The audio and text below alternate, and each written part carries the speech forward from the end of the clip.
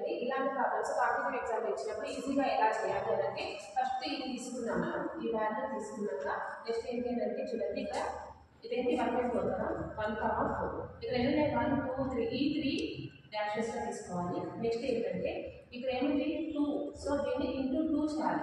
అప్పుడు 4 2s 8, ఇక్కడ edition ఉంది కాబట్టి దీన్ని యాడ్ చేయాలి. 4 2s 8 + 1 9.